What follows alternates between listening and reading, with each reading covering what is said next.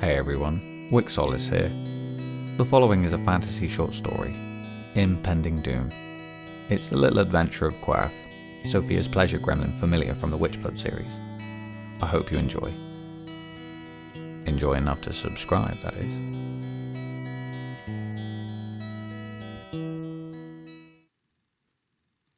Imp-ending Doom. I'm always doing things I don't want to do, for things others need, all with my veneer shifting. It's always to get what I want, what I need. If only they knew the truth. Querf's inner voice was flying wild. The gremlin's larger hand went from itching a broken horn on his head with finger and stub thumb to tightly gripping it as he ran, the pressure popping the veins out up to the wrist. His anxiety was all-consuming. He had to squeeze muscle and limb to contain it all, his double life always running on a Damoclean edge. How did they not know? As the ignominious ginormo mitt was dragged down his face, the imp winced a muffled whimper, before quickly slamming palm into the well-polished marble ground, stopping sharply. Panting, he considered the distance already travelled. I've run so far. A country's length. I'm so tired, I'm overworked. I'm beat, but I'm unbeatable. His mind somehow quickened as his tiny body stopped. Just feels wobbly, webby, itchy. Skin's feeling tighter and tighter the longer this is taking. The gremlin had to wait, though to it the experience was akin to one losing breath whilst clinging to last air in a house of smoke. He could not be caught. It was as if everything hinged on this. The sun rising was counting on him not to fall. Only a perpetual moment, barely a before and an ever-distancing after. As he waited, he became more aware of his physical form. The gremlin's mind seeped into his body, manifesting all its uncomfortability. He was becoming aware of this more and more as the seconds dripped. The stillness was agony for Querf. I will not wait, I cannot wait.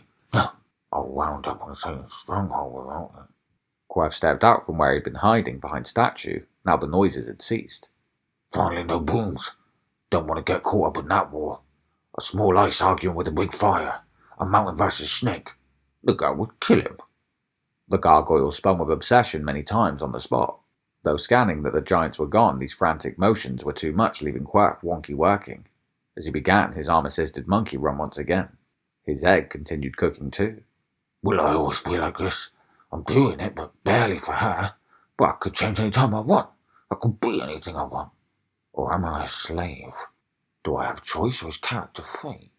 The ancient imp had scuttled such haste it had already reached the end of its demonic run. Smile creeping up his face, Querf pictured his reward. This idea watering his face, the smile reached manic size as he forced a slow skid, stopping himself. Right in front of the needed door, a test of threshold. The joy goblin then stopped himself in another way. No. Angry at the loudest voice inside his thought-form assemblage, he seized himself back. Focus. He rammed his index finger of his rarely used little hand into his left ear hole, and shook hands so violently his head shook with it, and after delay his body did too, though from a pressured release like a dog's reflex from tickle. Prepare, prepare, prepare! His own internal infernals would have to wait. Querf looked up at the door. The mission weighed heavy on the imp. He needed the right outcome to succeed, to get it. The longer without it, the harder it was to focus. It's fine, it will happen. The gremlin took breath so deep it pushed his belly out. He pushed in on himself but did not expel, so the pressure caused his eyes to protrude from his face.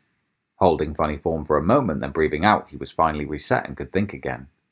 Behind this transition was the place, where she said he'd probably fail. The gremlin took a scrap from its colour-covered arm, a blue thick wool, then used arm-aided spring jump, looped the scrap around the handle, and fell back to foot holding it. Querf pulled on the wool, yanking the handle into use, then misused his horned head to slowly push the door ajar. Then, utilising his oversized smasher, he reached through the crack. Releasing wool scrap, the no-place stretched palm flat forward on the floor, and slowly like a dancer raised feet and slowly cartwheeled into the room through the gap. As his feet went overhead and found new floor, the door shut behind him. He saw in the vast sea of decoys and infinite levels of corridors was peril. He was not alone. As if this ain't hard enough. So much terror and tension froze the little twat even though the harmless danger had not seen him. Then before deciding what he saw, he jumped high into the rafters, but the power of such a leap had had him heard. Querf hung hidden amongst the ceiling rafters, hitting himself in the face repeatedly with his little hand. The large was tightly grabbing the wooden beam above, leaving the worried gnome hanging without footing. His ear holes dilated to full size at sudden sounds, shocking him back to his surreal surroundings. Squawks and numerous bothered ruffles had the gremlin perform pull-up with his colossal arm to look over top at what was hanging with him. To the side of him, or seemingly, were umpteen bird cages, all varying sizes. Some bear-sized, some bitty and petite, but all equally elegant. Gothic rose gold with impossibly small statues of perfectly formed dead royals dripping down some of the metal strings that made their shape. All empty cages were clean to the extent of giving glimmer. The confused Querf thought he heard the closest clean and empty cage whisper inviting him in. Within the majority were birds of all kinds and apparently all ages. He spotted a very old vulture next to a cage with a young magpie. There was no discrimination. Some were too big for their cages, others too small. The gremlin could not stop his pondering of it all. Why don't they just change cages? You know, why would you stay in these prisons? Choose it. You don't even look happy. His head spun around a full 360 like an owl before snapping around and fixing gaze on a chosen bird hanging close to him. He whispered at it. Fly, my friend. His voice encouraging. The bird blankly continued to look unhappy with his presence, as if waiting for him to go and carry on with its business. Okay, fuck you then. Poison yourself, never see the outside, you fools. Pissed in tone, he forgot them. He returned to the semi-present and the obstacle below. Querf will just stay still. They'll forget. Don't move, don't look. No, think of it, the King of Eyes. I'm wrong, like he says to Master. Truth remains truth, whether it's known or not. He decided he would have to fight it. Querf quickly changed mind, which filled with goofy fear. Fight the thousand-faced protector of the sudden knowledge? No. I won't get it, and then I won't get it. The gargoyle's thoughts were ripped short by him hearing the room filling with the booming roar of threat. Who's that?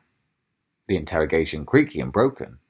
Shit, he uttered, followed by an idea. I'll have to trick it.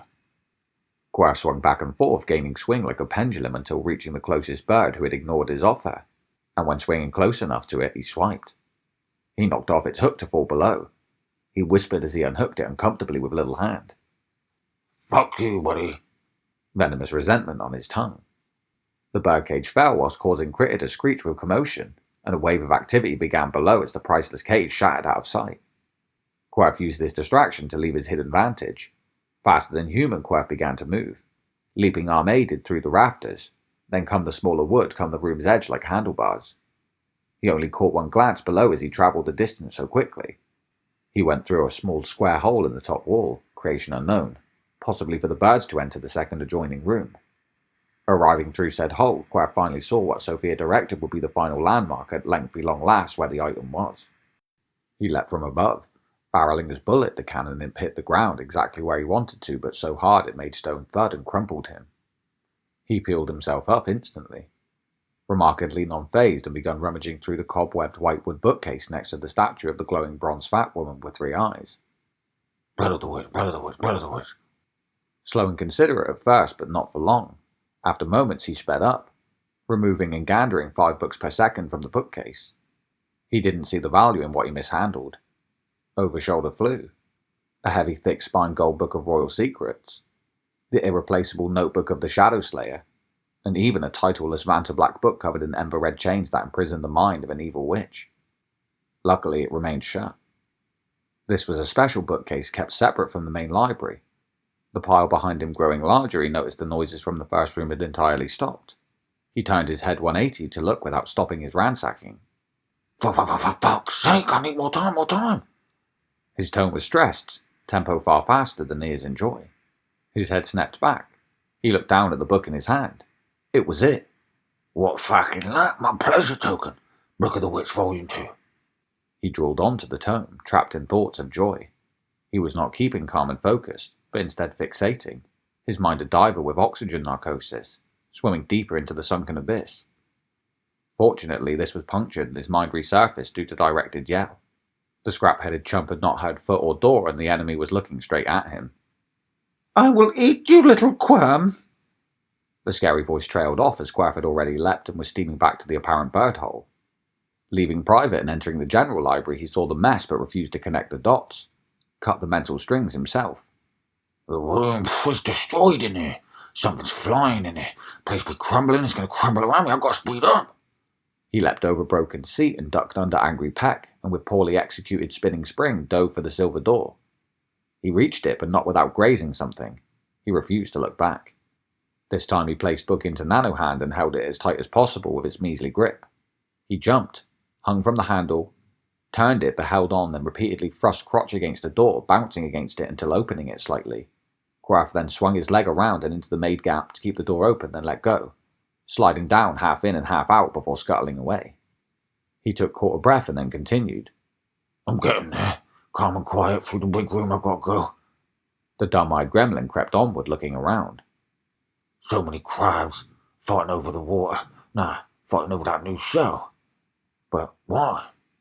Querf looked closer into himself. No, the crabs aren't fighting, they're dancing. Swapping shells with each other. And they're so busy they're not even noticing the biggest and best shell. Wait, are they crabs? He shook his head so hard and so much it hurt. He rubbed his eyes and then poked them in. Half a finger deep, it was only uncomfortable but would look painful to a man. He wiggled over and jumped on a nearby pillar and quietly wriggled up it in the oddest way. With so many people about and arguing about prophecy and sacrifice, Querf decided to go a different way than originally planned.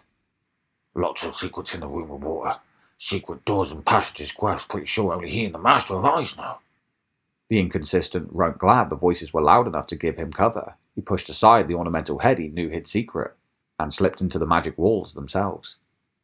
With a clink-clonk bump at a bump, he had made his way through and fallen out of a pillar right by the stone archway in the hallway of doors, well past the consternation. Shot. God, those spots are tight. This door was easier. So galactic, the outer gap was thick enough for his fingers. He used his scrap trick, and then when the handle pulled, he crammed his 4 bitty blighters and stub thumb in said perimeter and prized open the door. Tornado twirling through, he was finally on the home stretch. Doorway ho! Doorway ho! Running down the impossible hallway, the gremlin found himself slipping again. He had to look at the witchy doors. Everyone did. He slowed his pace ever so. He saw a door he wished he could look behind. A yellowish glowing midnight swamp, mostly water, the veil impeccable glass. However, mossy growths had begun puncturing through the right corner, cracking the barrier. Querf saw 1,000 of his face in these shards, and then through them something moving in the swamp. Another door caught his gaze. It, unlike the others, had no handle. The whole door crystallized fire, red and blue but solid as rock. It still moved with the flicks of flames, but 100 times slower, and the imp couldn't help but want to know what the hell was behind it. He saw another. The third was a seemingly normal Hollywood. However, it wore a symbol that gave the gargoyle a hallowed and deathly vibe. As the longer he looked at it, the more it glowed a silvery green. A triangle within a circle within a vertical line running throughout all. His mind was getting overstimulated. This is so long I've been running on the spot. The doors began to blur together. He blinked 100 times, thinking of trouble. Blue broken hands erupted out of the wood and tried grabbing the delirious gremlin, to pull him down, to hold him. He danced and stomped and squealed in fear. He forced change, and this was replaced with Querf thought of reward. The hands turned wooden and grew tall, their fingers separating and branching. Eldritch fruit started growing and stopped Querf struggling. He plucked and ate one of the smiling apples. Whilst chewing and dribbling golden juice, the trees and hands disintegrated into a wet pink mist. He opened his eyes but closed them again as he continued running, to avoid temptation. Avoiding the feeling the wall was ahead of him, he finally felt the weird portal feeling. Boing. Eyes were kept closed anyway until he bumped into something. Opening his imp peepers, he saw it was a marble showcase stand without prize and was now wobbling. Yes! He saw he was in the relative safety of the common. A happy ballerina, Querf put the book on his head flat for added difficulty, then elegantly and perfectly 1 foot spun all the way to the red door, dodging all furniture and every fragile artifact. Snatching the stringed vial of Sophia spit tied to his arm, he saw there was only one use left. He used it to unlock the final door to heaven. I hate these steps. They're so big, so not for me. The imp hopped with great effort up the giant steps until his rhythm was interrupted by an unusual sight.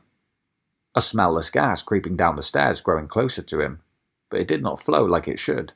Stranger still, the smoke held a sound as it moved, a symphony that could not be called a song but enticing nonetheless, alternating between the beautiful and the grotesque. Oh, forget that answer. I've run so far. I've travelled to Earth. I'm nearly done. Why stop? He ran through himself and up the rest of the stairs. As he moved, he ripped a flower from the wall. A perfect peony with 1,000,000 petals, each of them curling up and in on themselves and out again with a staggered timing to form gorgeous patterns. He regarded it before stuffing it into his mouth and chewing it up. Finally, he bust back into Sophia's room, who did not notice due to being halfway through a debate with Taj.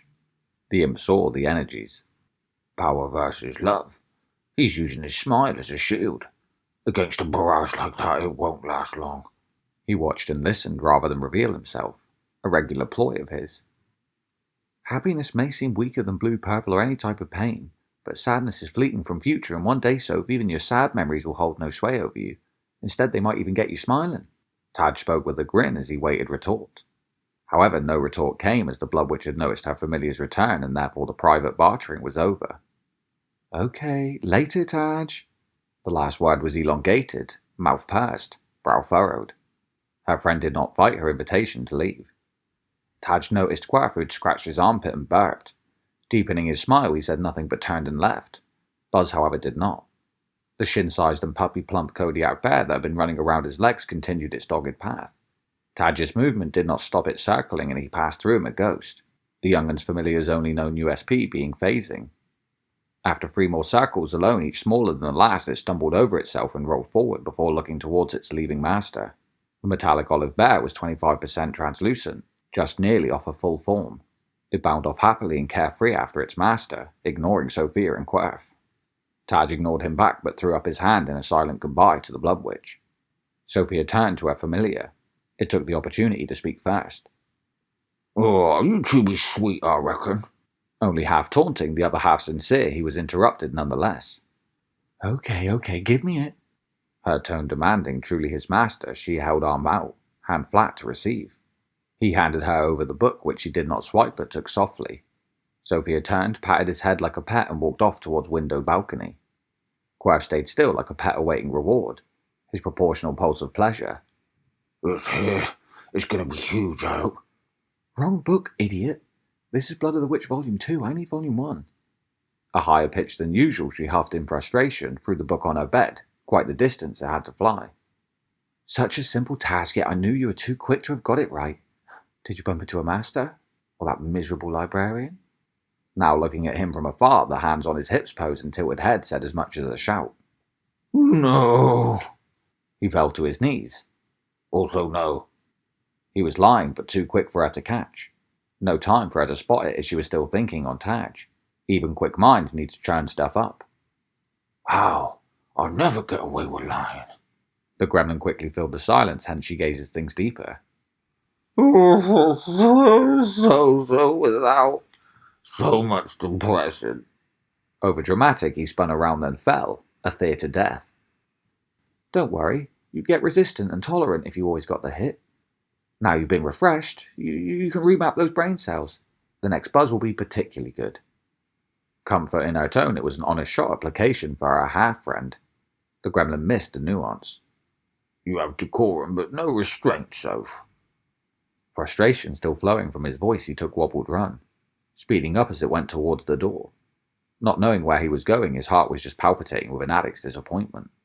Still really need that book, bud? She did not even turn to see. Knowing it a treat the imp could not resist.